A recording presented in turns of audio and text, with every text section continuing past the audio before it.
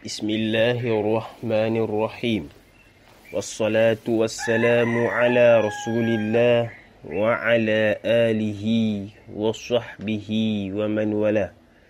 السلام عليكم ورحمة الله وبركاته أيها المسلمون والمسلمات. Alhamdulillah,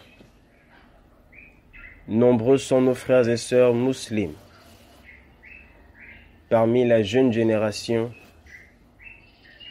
ayant participé à la session 2020 du baccalauréat gabonais.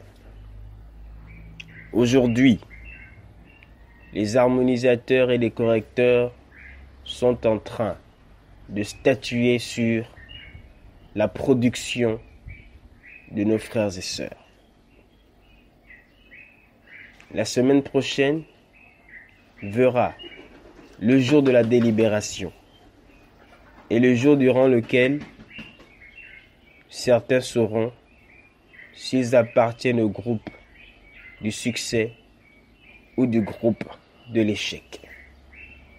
Face à cette attente, le stress, l'angoisse se lit sur les visages, à la fois des candidats et de leurs parents.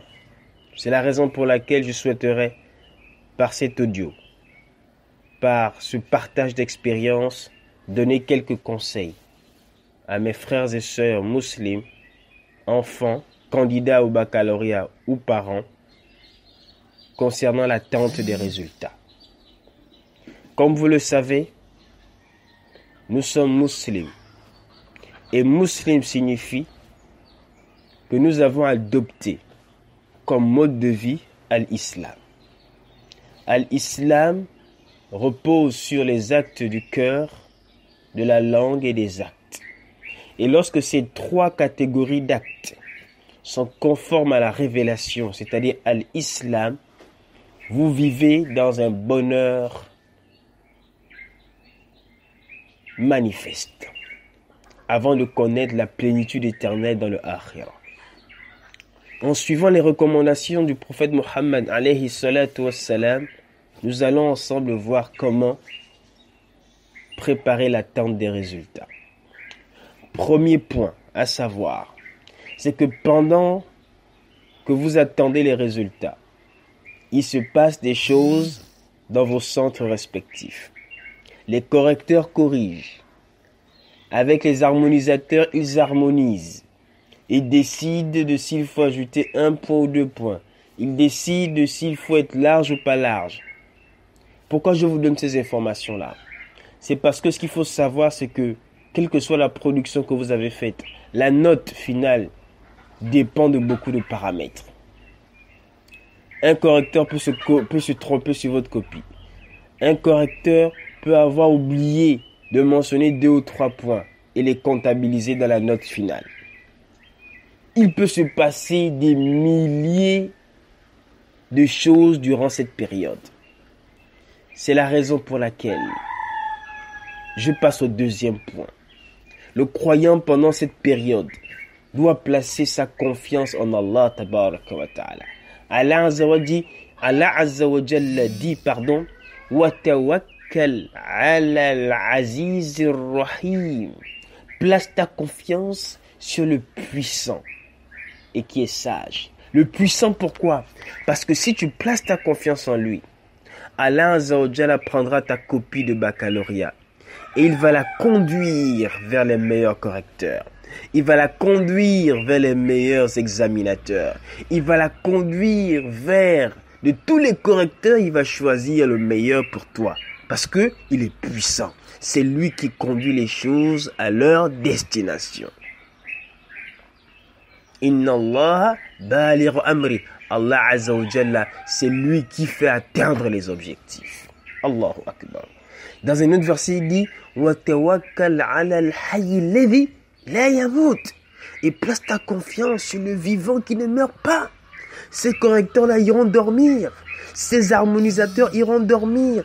Ils vont s'assouplir. Ils vont ressentir la fatigue. Par conséquent, ils peuvent se tromper sur la correction de ta copie. Mais Allah dit, Place ta confiance sur le vivant, dont la vie est parfaite. La ta'khudhuhu sinatun wa la nawm. Ne lui atteint pas ni somnolence, ni sommeil. Il est là en permanence, il regarde, il gère le monde. Yas'aluhu man fis samawati wal ard. Kulla yawmin huwa fi shan.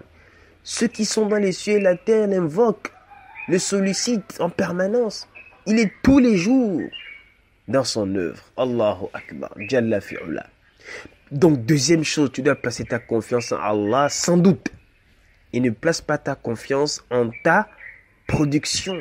Ne place pas ta confiance en ton intelligence. Ne place pas ta confiance sur toi-même ou sur les efforts que tu as produits durant ce bac. Mais place ta confiance sur Allah qui est le vivant qui ne meurt pas. Troisième point. Il faut invoquer Allah tabaraka wa ta'ala nuit et jour. Allah Azza wa Jal dit tabaraka wa ta'ala wa qala rabbukum ud'uni astajib lakum. Et votre Seigneur a dit invoquez-moi. Innal ladhina yastakbiruna an ibadati sayadkhuluna jahannama dakhirin. Que quiconque va s'enorgueillir en abandonnant de m'invoquer, il sera introduit dans l'enfer. Qu'Allah nous en préserve. Dans un autre verset, dans un hadith authentique rapporté par Ibn Majah, le prophète Muhammad alayhi salatu wassalam a dit Man lam yas'alillah yardab alayh. Celui qui ne demande pas à Allah, Allah se fâche contre lui. Donc la troisième chose, mon frère et ma sœur, c'est d'invoquer Allah tabaraka wa ta'ala seul, sans rien lui associer. L'invocation peut faire en sorte que Allah décide de changer le sort de ta situation. Il se pourrait qu'elle était vaine, qu'elle était qu'elle n'était pas en ta faveur et qu'elle devienne en ta faveur, alhamdulillah. Donc, troisième chose, il faut invoquer Allah tabaraka wa ta'ala. Quatrième chose, et là je m'adresse aux parents, vous devez, pendant cette période-là, faire beaucoup de istighfar, vous et vos enfants. Demandez beaucoup pardon à Allah tabaraka wa ta'ala. Incitez vos enfants à lire le Coran. Incitez vos enfants à rester sur la voie droite. Car Allah Azza wa Jalla est capable de tout. À la dernière minute, par une bonne action posée, Allah Azza wa Jalla peut faciliter les choses. Allah Azza wa Jalla dit dans son livre le glorieux Innal hasanat yudhibina sayyi'at. Il dit que certes les bonnes actions font disparaître les mauvaises. Il se pourrait qu'une mauvaise action durant une production au baccalauréat se voit effacée par une bonne action que tu as faite après. Allah est capable de tout. C'est ça notre croyance. C'est que Allah est capable de tout. إِذَا قَضَى أَمْرًا فَإِنَّمَا يَقُولُ لَهُ كُنْ فَيَكُونُ. Lorsqu'il décide une chose, il lui suffit de dire soit et la chose est. Donc, toute la famille doit rester concentrée dans les istighfar. Subhanallah wa bihamdi, subhanallah wa bihamdi, subhanallah wa bihamdi.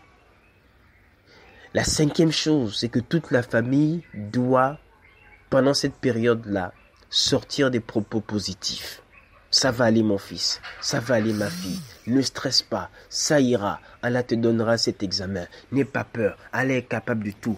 Il faut nourrir la famille d'énergie positive, de paroles qui vont permettre, Inch'Allah, à la famille de rester dans un état de quiétude et de paix.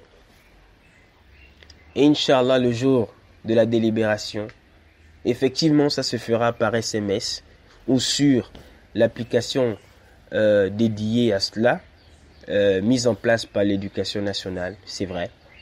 Mais, quoi qu'il arrivera ce jour-là, on devra être patient. Si tu apprends que tu as été honoré, Hamida Allah, loue Allah. Et si tu apprends que c'est l'échec, sois patient. Le prophète alayhi salatu wassalam a dit Ajaban li amril mu'min. Étonnante la situation du mu'min. Tout ce qui lui arrive est bien. Si un bien le touche, il est reconnaissant et c'est bien pour lui. Et si un mal le touche, il est patient et c'est aussi un bien pour lui. Et cela n'arrive qu'aux croyants. Dans un autre hadith, il dit Man yuridillahu bi khayran yusib minhu. Quand Allah Azza wa Jalla veut du bien à un serviteur, il l'éprouve. Par conséquent, mon frère, quelle que soit l'issue, si elle est positive, à la fin, tu loues Allah tabaraka wa ta'ala. Tu fais du bien, tu fais une sadaqa, tu fais du bien autour de toi. Tu ne bois pas le vin, tu ne bois pas l'alcool, tu t'éloignes de tout ce qu'Allah interdit. Tu ne vas pas dans les booms, dans les boîtes de nuit, aller danser, dire que tu as eu le bac, crier partout que j'ai eu le bac, porter les habits, déchirer, crier partout. Non, on ne fait pas ça. Ce n'est pas l'attitude d'un musulman. Ne suivez pas les non-musulmans. Ça, c'est leur mode de vie. On prend un t-shirt, on met le nom, on déchire ça partout, on crie partout. J'ai eu le bac. Comme si on t'avait dit que tu avais eu le paradis. Là, Yahri, ce n'est pas le paradis. C'est rien du tout le bac. C'est rien du tout. C'est rien le bac. Ce n'est qu'une étape. Ce n'est qu'une partie de la vie. Ce n'est pas la vie. Donc, quand tu as le bac, alhamdulillah, tu loues Allah, tu remercies Allah tabaraka wa ta'ala, tu fais des sadaqat.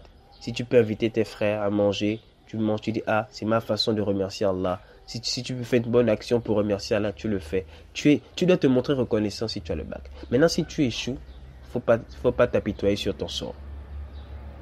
Allah n'aime pas ceux qui désespèrent. Tu recommenceras l'année prochaine, Inch'Allah ta'ala.